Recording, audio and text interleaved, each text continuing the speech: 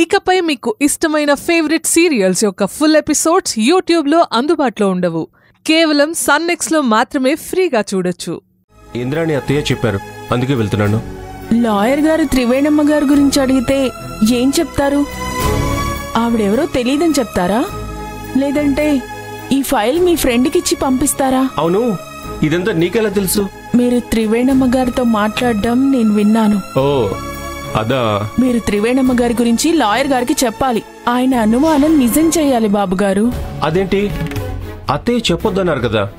లాయర్కి నిజం తెలిస్తే సమస్య పెద్దదవుతుందని పాపం ఆవిడ భయపడుతున్నారు. అమ్మగారు ఇలా భయపడే తన ఇంట్లో తనే దాసిగా ఉండిపోయింది. ఒక్కసారి ఎదురు నిలబడితే త్రివేణమ్మ దాటికి ఇంద్రాణి గారు, విశ్వ, సంధ్య వీళ్లంతా కొట్టుకుపోతారు. నువ్వు చెప్పింది కరెక్టే, కానీ ఇంద్రాణి అత్తయ్య ముందు ఇవేం జరగవు. మనమేం చేయలేమో అని. అన్యాయం జరుగుతుంటే ఆపడానికి మన వంతు ప్రయత్నం మనం చెయ్యాలి నవీన్ బాబు గారు. భయపడుతూ కూర్చుంటే ఇంద్రాణి గారు లాంటి వాళ్ళు మరింత రెచ్చిపోతారు. అది మన ప్రాణాల మీదకి వస్తుందని తెలిసి కూడా ప్రయత్నించాలంటావా? ఆ ఇంద్రాణి చాలా ప్రమాదం. అనుకున్నది సాధించేంత వరకు తను ఎంతకైనా తెగిస్తుంది. మా మీద పీకల్లోతు కోపంతో ఉంది. తనకి ఎదురు నిలిస్తే మా ఆయన్ని చంపడానికి కూడా వెనకాడదు. మా ఆయన్ని చంపేస్తుంది. లేదమ్మగారు, పెద్దయ్య గారిని ఆ ఇంద్రాణి చంపదు. నాకు తెలిసి ఆ ఇంద్రాణికి పెద్దయ్య గారితోనో మీతోనూ చాలా ముఖ్యమైన పనుండాలి. లేదంటే మిమ్మల్ని ఇన్ని రోజులు బ్రతకనిచ్చేది కాదు. అదేంటో తెలుసుకోవాలి.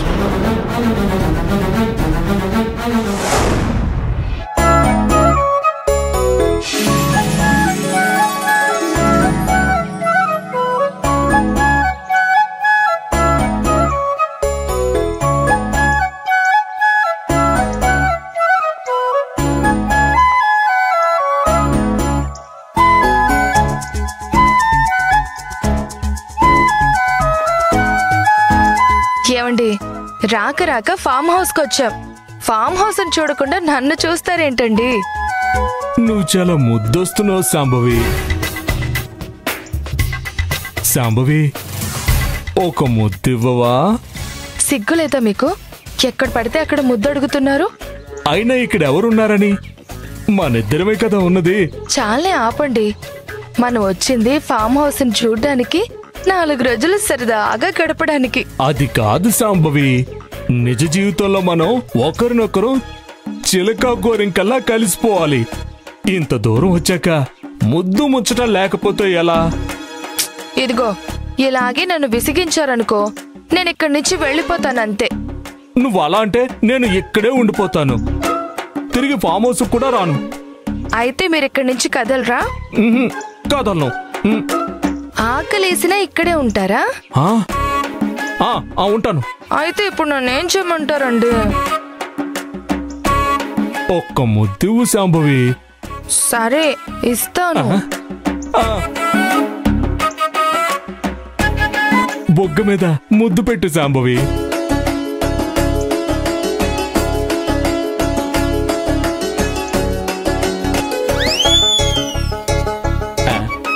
ఇదే ముద్దే. ఇది అంతే. ఇంక పదండి, పదండి. ఒక్కటే. పదండి.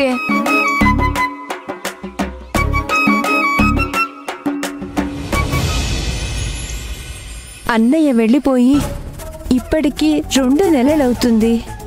ఇంద్రాణి కొడుకు విశ్వ అని చెప్పి 2 వారాలయ్యింది.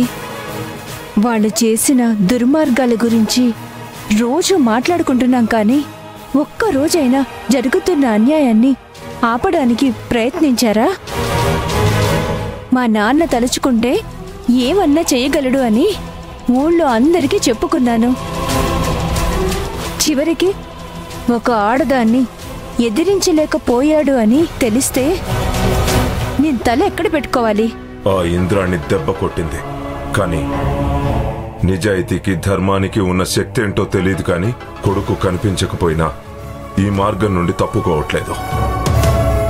ఏది ఏమైనా నిజాయితీగా ఉండటంలో మజా ఉందిరా. ధర్మంగా అన్యాయాన్ని ఎదిరించటంలోనూ మజా ఉంది. నమస్కారం సార్. మీరు చెప్పినట్టుగానే బొబ్బర్లంక వెళ్ళాను సార్. అక్కడ ఇంద్రాణి గారి గురించి డీటెయిల్స్ అన్నీ కనుక్కున్నాను. ఒకప్పుడు అలా ఉన్న ఆవిడ ఇప్పుడు ఈ ఊరినో కాట ఆడిస్తుంది సార్. ఆ ఇంద్రాణి మామూలుది కాదురా, ఊసర వెళ్ళి ఎప్పుడు ఎలా రంగులు మారుస్తుందో ఎవ్వరూ చెప్పలేరు. ఆ ఇంద్రాణిని సాక్ష్యాలతో సహా పట్టుకోవడం అంత ఈజీ కాదు సార్. పూర్తిగా కాకపోయినా ఈ ఫైల్స్లో కొంతవరకు ఆవిడ డీటెయిల్స్ ఉన్నాయి సార్. ఇవి మీకు ఉపయోగపడతాయి అనుకుంటున్నాను. ఆ ఇంద్రాణి గురించి పూర్తిగా తెలుసుకోవాలి. అక్షయ్ ముందు ఒక దోషిగా నిలబెట్టాలి.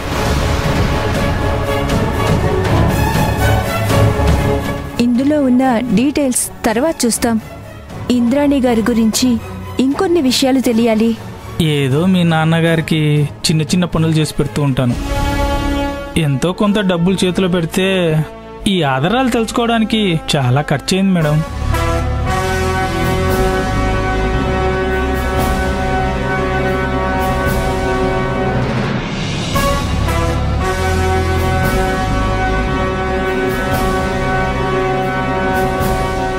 తీసుకో. ఇక మా ఇంటికి కూడా తిరిగి వెళ్ళండి మేడం. ఆవిడకు సంబంధించిన ఆధారాలు పూర్తిగా కనుక్కొని వస్తాను.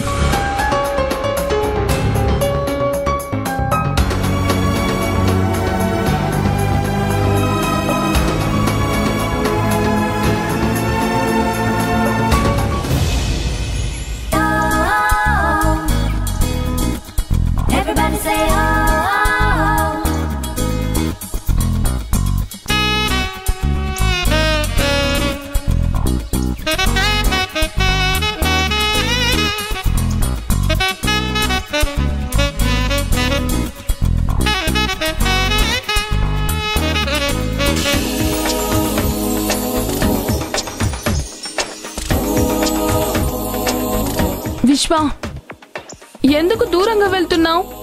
మనం ఫామ్ హౌస్కి వచ్చాం. నువ్వు ఇలా దూరంగా కూర్చుంటే అసలు మన ఇద్దరం భార్యాభర్తలేనా అని డౌట్ వస్తుంది. సంధ్య, ఏం మాట్లాడుతున్నావు? భార్యాభర్తలైనంత మాత్రాన అతుక్కుని కూర్చోవాలా? చూసేవాళ్ళు ఏమనుకుంటారు? ఎవరేమనుకుంటారో నాకు తెలీదు. వచ్చాడు కదా మన వెనకాల కోతి, అదే సత్తిపండన్నయ్య. వాడు అందరికి చెప్పేస్తాడు. విశ్వసంధ్యలు కలవలేదు, ఒకరికొకరు మాట్లాడుకోవట్లేదు, అసలు వాళ్ళు పెళ్లి చేసుకున్నా వాళ్ళిద్దరి మధ్య ఏం లేదని ఊరంతా ఊదేస్తాడు. అప్పుడు నీకు మ్యాటర్ లేదనో, లేదంటే అత్తయ్య చేసిన పెళ్లి ఇష్టం లేదనో అత్తయ్య కోప్పడతారు. అదంతా అవసరమా? నిజమే సంధ్య, నేనంత దూరం ఆలోచించలేదు. ఆలోచించాలి విశ్వ. అందరి దృష్టిలో మనం చాలా అన్యోన్నతగా ఉన్నట్టు అనుకోవాలి. అప్పుడే మనమేం చేసినా మన మీద ఎవ్వరికి అనుమానం రాదు. నువ్వు అనుమానం అంటే గుర్తొచ్చింది. ఈ రోజు మనం అరేంజ్ చేసిన మనుషుల్ని అక్షయ్ చూసేశాడు సంధ్య. కార్ ఫాలో అవ్వడం గమనించి ఎందుకు ఫాలో అవుతున్నారో అడగాలనుకున్నాడు. అప్పుడు నేనే మేనేజ్ చేసి రౌడీలున్న కార్ని పంపించేశాను. అనుమానం వచ్చిందా? ఇక ఎక్కువ టైం లేదు విశ్వ. ఈ రోజే ప్లాన్ ని అమలు చేయాలి. నేనదే ఆలోచిస్తున్నాను. ఏముంది, సింపుల్ విశ్వ. సీత బంగారు జింకని అడిగినట్టు మా అక్క పువ్వు తీసుకొని రమ్మని అడుగుతుంది. రాముడిలా అక్షయ్ ఆ పువ్వు కోసం అడవికొస్తాడు. అప్పుడు రాక్షసుల్లా మన వాళ్ళు కాపు కాస్తుంటారు. కానీ సంధ్య, ఏ కథలో అయినా రాక్షసులే కదా ఓడిపోతారు. ఇది కథ కాదు విశ్వ,